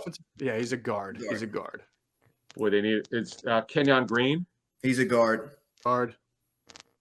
Raymond's long. He's raw. I know he's position changed out of Central Michigan. You can't discount wide receiver here for them, right? I mean, with Mike Thomas's situation and they got Treylon Burks. I mean, to me, it looks like a good spot for a Drake London. Guy with size, yeah. I'm going to give him Drake London because he's explosive, and Michael Thomas is not. He's a slot receiver, great for slot receivers, but he doesn't run deep. And we know what they've been through with him, so I like it. Drake London is on my board. He was either I cannot find the right left tackle. So receivers are another big need for them. They need explosiveness. They have some depth, but they have no one who's gifted as this kid. I understand he's coming off a big injury. Remember, folks, it's about down the line. What's this got to look at 2, 3, 4 years? And this is the kid, Drake London from USC. Drake London from USC goes 19 to the Eagles. Let's round out the top 20 with the Pittsburgh Steelers. Saints. I'm sorry, Saints. Saints get Drake London at 19th. Drake London, wide receiver from USC. So 20th is the Steelers. Yeah, I'm looking at them, Geoff, and I'm seeing the cornerback situation, Levi Wallace, Cameron Sutton. They're not overly big guys, so I think a guy like Trent McDuffie would sort of fit their prototype, what they look for, tough physical corner, good football IQ. Mm-hmm. I'm going Trent McDuffie there to upgrade what they have. Their defensive line's strong, linebackers are strong, obviously TJ Watt, Alex Highsmith, and Devin Bush. So I'm going to go with Trent McDuffie here. Now, remember, they've got Brian Flores in there as an advisor, right? Their defensive coordinator is refresh my memory, Adam. It's not Keith Butler, still, right? Terrell Austin. Yeah, Terrell Austin, right? So, I think they're hoping that Flores' influence will help Flores is good with linebackers. He was with New England. He was their linebackers coach. He did a great job with Miami. I think they're hoping to get more out of Devin Bush, who's not played to great standards there, but I don't think they're going to draft one. So I would agree at first round. So I would agree with you. I think corner makes a lot of sense. And McDuffie is a Steeler type of guy, or a strong physical corner. So we're going to give him to him. Trent McDuffie from Washington will go 20th overall to the Steelers. And that'll lead us to the 21st pick. Before we do that, I want to tell you to take a look at our friends at phlsportsnation.com, enhancing the fans' experience with their coverage of all Philadelphia sports teams. For the fan, by the fan is their motto. So make sure you check them out at phlsportsnation.com and on Twitter at phlsportsnation. Also, we'll pause real quick right now for a word from our other great sponsors, including our friends at Sky Motor Cars. All right, if you stop into Sky Motor Cars out there in Westchester, PA, make sure you tell them Adam and Geoff sent you. You will get a great deal. We're up to the Patriots 21st, Adam. This is a team that is not afraid to take linebackers in the first round, and there's some pretty good ones on the board. I don't know if you feel like it's a marriage made in heaven there, but you got some pretty good linebackers. And well, it's funny. I'm looking at Lloyd here. I know they need a guard. They need a corner. Isaiah Wynn's contract's up, who's an undersized left tackle, super undersized. He's probably one of the smallest left tackles we could remember. Hightower's up, and he's unsigned, and they could certainly use an inside linebacker who could be the future, because Bill likes smart guys. I love Devin Lloyd here. It's tough. Andrew, who else would you look at here at linebacker? Nakobe Dean. Yep, he's a mechanical engineer. What a great story he is. He's a little small. Yeah, I think the Patriots tend to like the bigger linebacker. Yeah, exactly. So to me, Adam, it's between, I would say, if you're linebacker, you're going Devin Lloyd. If you want that interior offensive lineman, a guy that is in their backyard who is tough and fit, I feel like the Belichick way is a Zion Johnson offensive lineman. I mean, a real tough physical guy who can play multiple positions. Andrew, do you like Zion Johnson? I do. I like Kenyon Green as well from Texas A&M. I think he's a mauler, athletic. There's just something about Zion being in their backyard where I feel like they've got a really good look at him. But go ahead, Adam. It's funny. Belichick, I'm going to give you a quick story. Remember Tavon Wilson? It was the safety from Illinois. From Illinois. Yep. No doubt, no lie. He's still playing. It might have been the 12th draft. So I texted, I didn't text, it was actually an email to a GM then. I said, hey, by any chance, do you know where you have him? He goes, you're not going to believe this. I actually have to ask. This team, because the guy with the GM was not familiar with him, this team had him in the 6th round. Wow. So on your point, and I know they don't go by round grades. I get that. Belichick doesn't believe in that. The Ozzie Newsome, who learned from him, doesn't go by that. They have a numerical system. And that could equate to that you could look at whatever the number is. Say, okay, that's a 3rd round pick, but whatever. They don't draft by round. But Devin Lloyd's a 1st round pick. He fits the size profile. He's a tremendous football player. Dean's just smaller. To me, I like the point, Geoff, you said on Lloyd. He fits it. Belichick broke that mold with linebacker when he drafted Gerard Mayo. Then he got Hightower. So absolutely, Devin Lloyd's that replacement. All right. I love that pick right there. That makes a lot of sense to me. Devin Lloyd, I think it's almost a steal if he's as good as they say he is at 21st overall. That brings us to the Packers, 22nd overall. Andrew, you're going to make a pick for the Packers. We know that they need some wide receiver help after what they lost in the offseason with Devontae Adams. They need some size. They need some size there. And I think you look at Treylon Burks and what he's able to do as a versatile chess piece, move him around formations, someone that can work all 3 levels of the field, dynamic. Some have compared him to a Deebo Samuel. Treylon Burks, to me, would be the fit. I think that's going to be my pick. Adam, is there – because we have offensive line, interior especially, for them, also as a need, pass rusher. So did they lose Campbell, the linebacker, or did he resign? I can't even remember anymore where Campbell went. Devondre Campbell, did he resign with them? He is back, but they need depth of competition next to him. Right. They definitely need They could use more pass rushers, no question about that. Gary and Preston Smith is pretty much what they have, and they need depth. Right. But right now, they're not lining up a receiver that can. They just don't have a starting out. Sammy Watkins is a backup, and he got a lot of injuries. Alan Lazard is a marginal starter who's got good size. He's got talent. But do you know the Eagles actually they were actually trying to sign him off the Jacksonville practice squad years ago to make him a tight end. He declined. Wow. Yeah. And then he went to he signed off the Packers signed him off the Jaguars practice squad. So and Randall Cobb is just at the end of the line, and Mari Rodgers will replace him. So to me, it's got to be a receiver here. Yeah, the best of Treylon Burks makes a lot of sense. Right. If not, maybe if they go interior offensive line, maybe then they get the guys where we were. Maybe they get right tackle, they get Penning, or maybe they look for not Charles Cross, the Texas A&M Kenyon Green. Yeah, who's a good player. But we will give them Treylon Burks, that 22nd there for the Packers. All right, that brings us to number 23, Arizona Cardinals, a team that lost Christian Kirk to a monster contract, so they could use wide receiver help. They always need offensive line help, it feels like. So that could be an area that they could upgrade as well. Outside linebacker for them. Running back, I don't think they're going to take a running back in the first round. I don't think anybody is. Corner, I don't see at this point for them. So to me, you're most likely looking at wide receiver or offensive line. Adam, do you feel like offensive line is a big need for them? I know in our when we shared looks, I don't think they have a great offensive line. Humphreys is their left tackle. Kelvin Beacham's a journeyman, but he moved from left to right. Will Hernandez is a stopgap at right guard. Roddy Hudson's been great. He may actually be a Hall of Famer. That's how good he is. He's certainly marginal. Discuss it. Right. Justin Pugh's he's okay. They need depth, competition for the future. They could certainly use one. You're right about wide receiver. AJ Green's on a 1-year deal. Yep. And you saw what happened. You saw what happened when Hopkins didn't play. I mean, let's call it like it is. Kyler Murray went in the tank. His numbers were terrible after that. They need receivers. You're absolutely right. Andy Isabella never has worked out. And Rondell Moore, he's 5'7". They don't know what to do with him. So I'm in for a receiver. I'm in for an offensive lineman here. They also, as you said, need a pass rusher. Yeah, Chris Olave still out there. Yeah, Olave's still out there.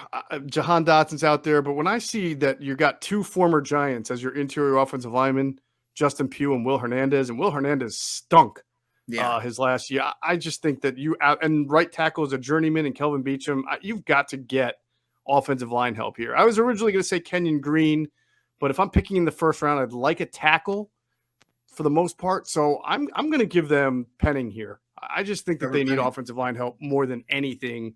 And this is a good spot for Trevor Penning. I think he can play right tackle. Well, he will project as a right tackle. If I didn't go Penning, I would go Kenyon Green, but I don't love taking a guard 23rd overall unless I thought he was going to be a superstar or if it's not a very good draft for guards. But I think you can still get an interior offensive lineman in the second or third round. So I'm going to give them Trevor Penning here as an offensive tackle.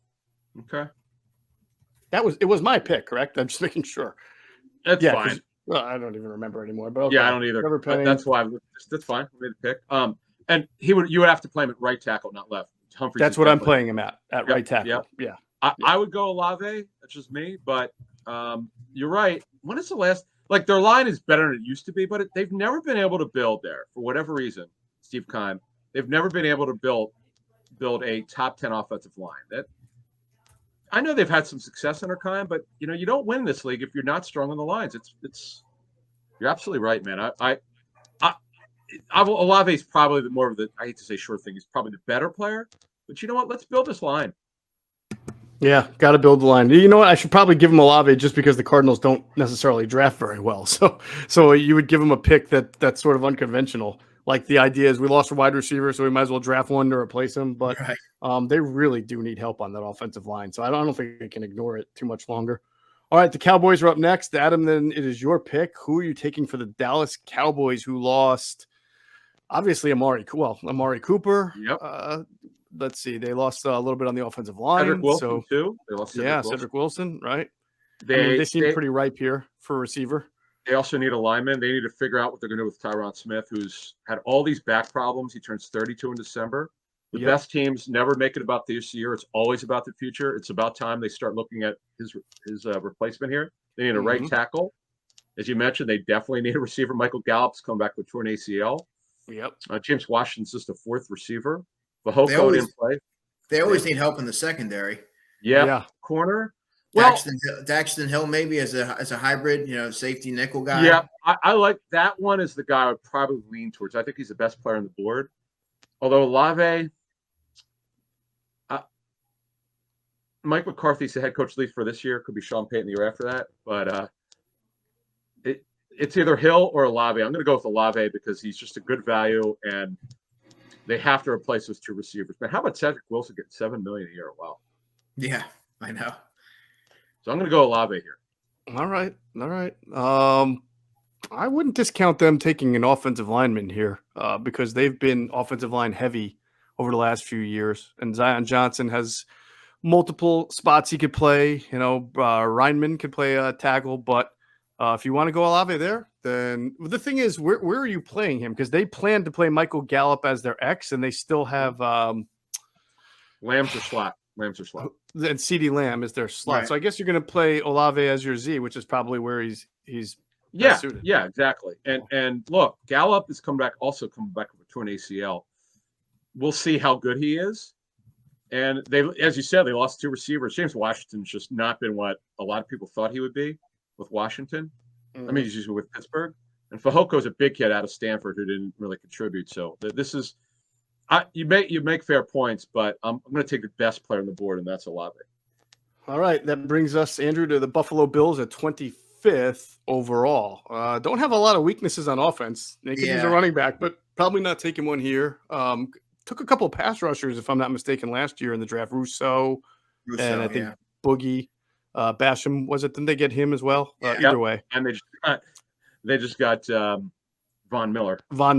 Right? So this is Oliver's there.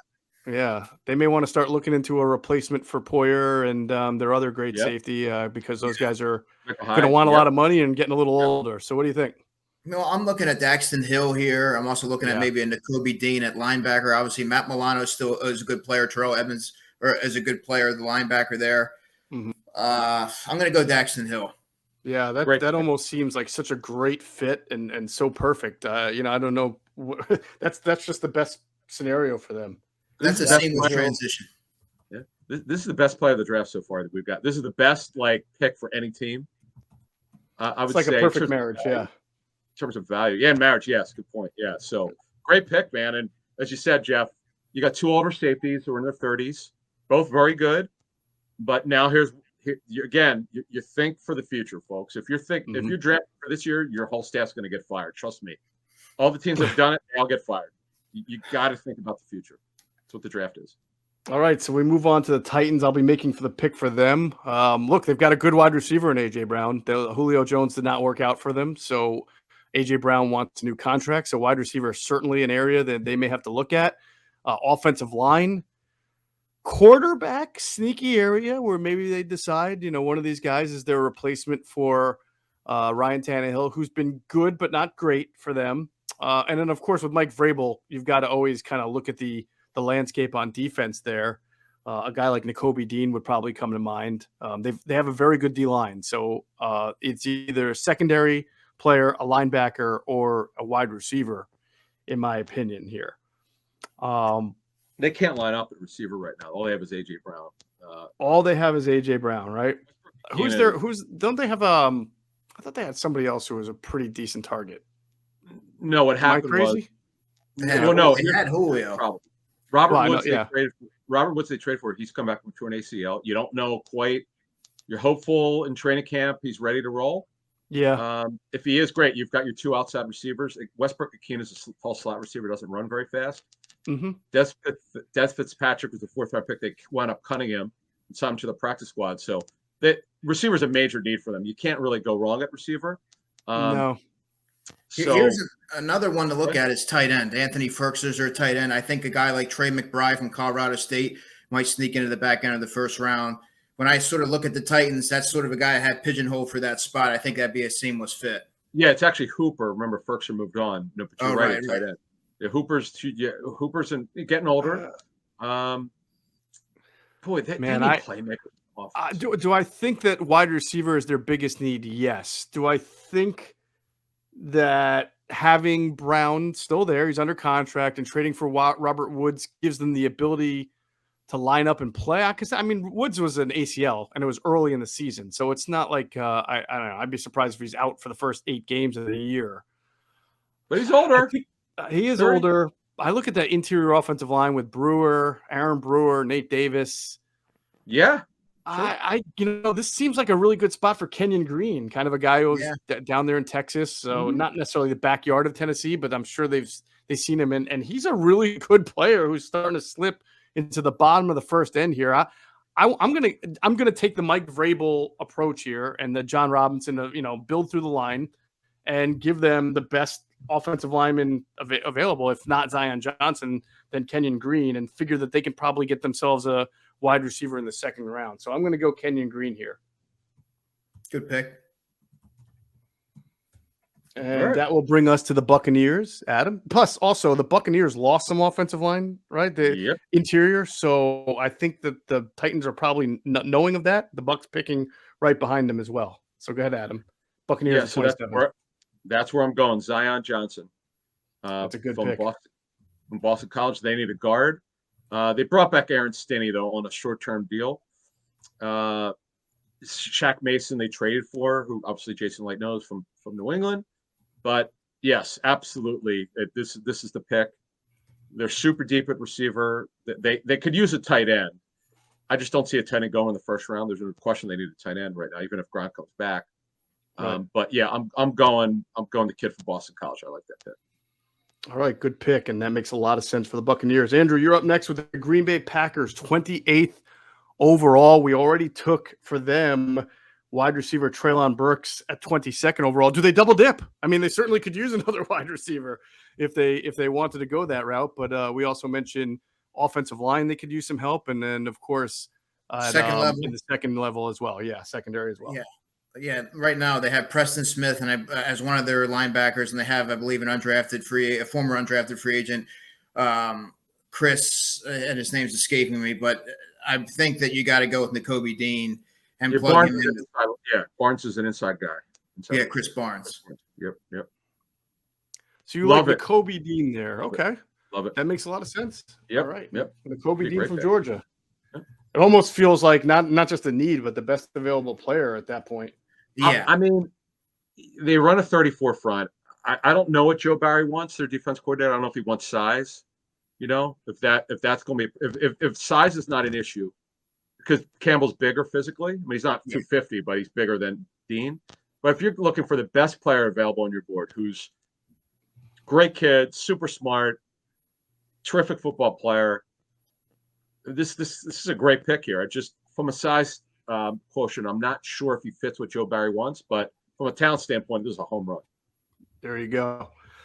All right, we're up to the Chiefs, who are going to double dip here at pick 29 and 30. All right. To me, I don't want to call it a no-brainer, but when you're the Chiefs and you have so many good players, including Patrick Mahomes, and you have 2 picks like this in the first round, you can make the luxury pick, right?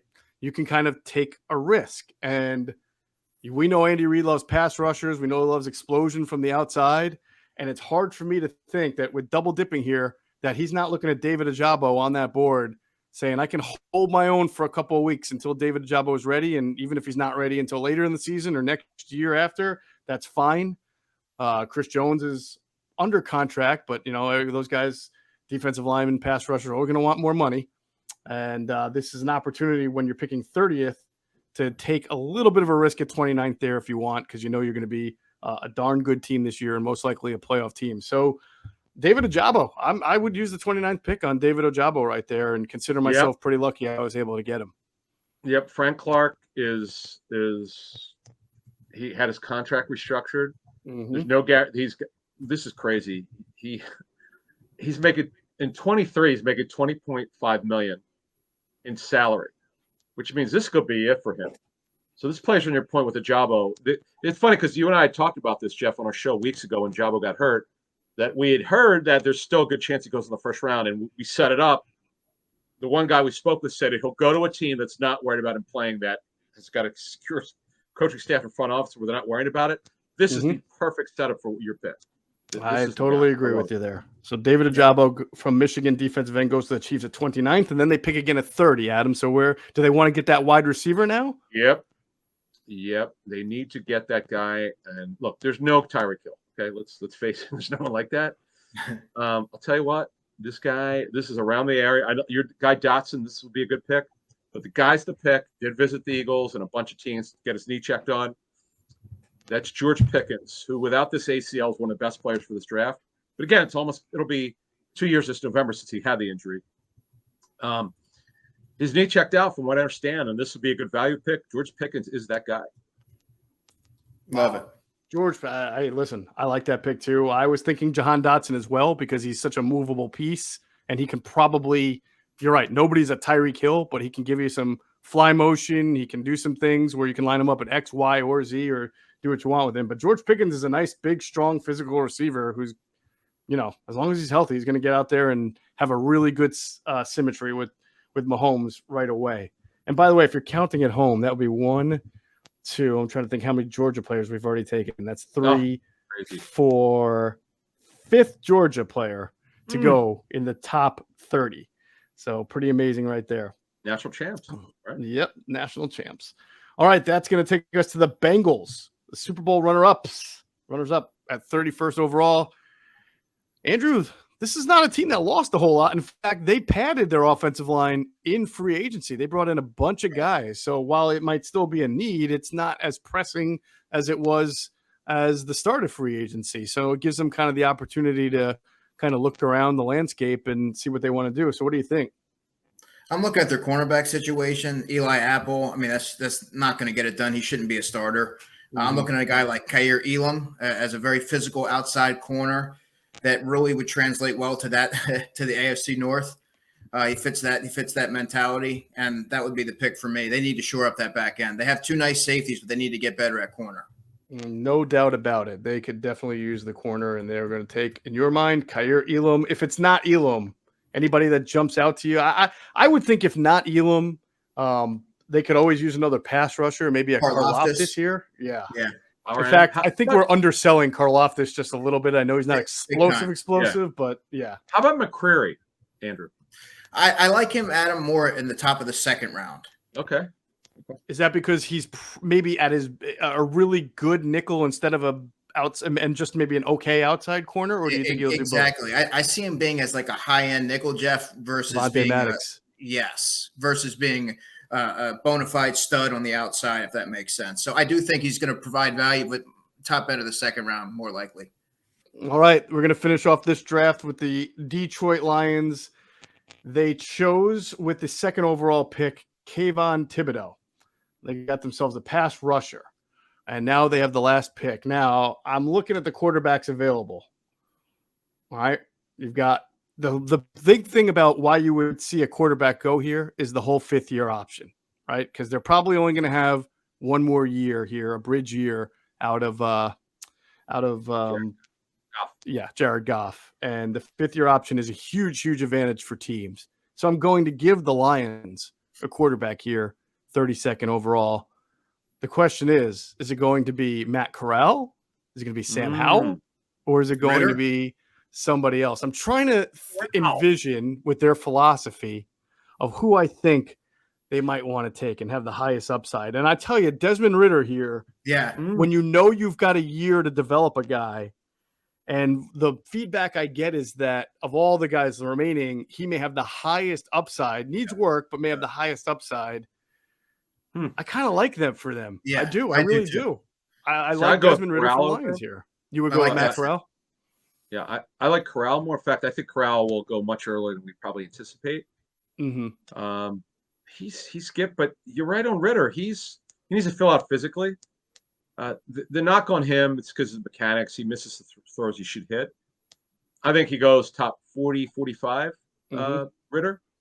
I believe somewhere, somehow, some way that Corral will go in the 1st round. But hey, it's your pick. And this is, by the way, this is for the Matthew Stafford trade last year. They got this 1st round pick. I have to keep in mind upside with this pick, not who's ready now because of that 5th-year option. That's why Lamar Jackson went lower in the 1st round, right? But they trade back in, they take him low because you get that, he's a little bit developmental, and then you're hoping to get that extra year. So that's why I think with the Lions, they may see Sam or Matt Corral as the better quarterback right now, but I'm trying to see who they think has the most potential out of all these guys. Okay. And when I've talked to teams, they have told me they felt that Ridder with work could probably be better than some of those guys year 2, year 3. So I'm going to stick with Desmond Ridder on that. And that will finish off our 3rd annual Inside the Birds mock draft. I will have this up on the website, insidethebirds.com. Please also, you can subscribe to our newsletter that's going to be coming out soon on insidethebirds.com. And let's real quick before we end this, we'll go through a couple of guys that did not make it here into the first round that may have surprised us. One of them being, I mentioned him already, George Karlaftis. I mean, there were some mocks that came out early where he's a top 15 pick, and now he's not in the first round at all. Who else strikes you guys as Boye Mafe, who had a great Super Bowl. Lewis Seen might be a safety that sneaks in. Lewis Seen. How about Brisker? Is he more likely to be a second-round pick than a first-round pick? I think he's more so like in the 40s. Yep, Gotcha. top 40-ish. Yeah, Gotcha. Yep, I agree. Any defensive linemen? Perion Winfrey. That's a good one. Yep, that's true. Did not go. So you're starting to see, for those listening, that the first 5 or 6, 7, maybe first 10 picks in the second round, Arnold Ebiketie from Penn State and Nick Bonito, right? Those are guys who are pretty good players at that position. Logan Hall. Yep, that? Logan Hall. Logan Hall. That's right. Right. Brian Cook and Nick Cross, the safeties, along with Petre and Seen, as you said. I don't think they're going to be first rounders. They're probably late 2 or early 3. Okay. Which one? Brian Cook or Petre? Cross, I think, will be right around 83. I think Brian Cook goes a little bit after that, if I had to guess right now. Gotcha. The players I think we missed on in terms of where they're going to go in the first round, which we didn't have, is Karlaftis, as you said. Mm-hmm. Someone's going to draft in the first round because he's a defensive end. Now we could argue how good of a pass rusher he is. He's more of a power end, which is the like if you're going against a right-handed quarterback, he's probably going to play left defensive end. That's what someone told me. He's more of a power end. Okay. But he's strong as hell. And Olave probably will go a little bit earlier than we think. How many quarterbacks do we have going first round? Only 3? 3, Just yeah. 3. Just 3. Probably going to be 4. It's just right when you think the nature of the position. What's that? You're right. The nature of the position. There'll probably be a little bit more of a run. They're always overdrafted. And of course, there's going to be guys who we're not doing 4 rounds here. There's going to be some quarterback who no one talked about who would draft in the 4th or 5th round. You go, holy smokes, is this guy good? Like 2 years, 3 years down the line. Just the way it is. No one can give you the answers to the test yet. There you go. All right. Great job, Andrew DiCecco from InsideTheBirds.com. Adam Caplan, of course. What we'll do is so our next podcast drops Thursday morning, but of course that's the night of the first round of the draft. So don't skip that over because Adam and I are going to have a lot of good stuff as far as last second stuff that we're hearing both with the Eagles and the NFL. So make sure you catch that one before you get ready Thursday night. Andrew will always have stuff for InsideTheBirds.com. He'll have some draft coverage as well. So be on the lookout for stuff. This is a great week. Everybody's anticipated it. And we look forward to providing everybody with more coverage and content on Inside the Birds platforms. All right. So for Andrew DiCecco and Adam Caplan, I'm Geoff Mosher. I want to thank you all. Of course, a big shout out to our producer, Hunter Brody. Check out his work on YouTube. His channel is called Sports Talk with Broads. And as always, we thank you for flying with us inside the bird.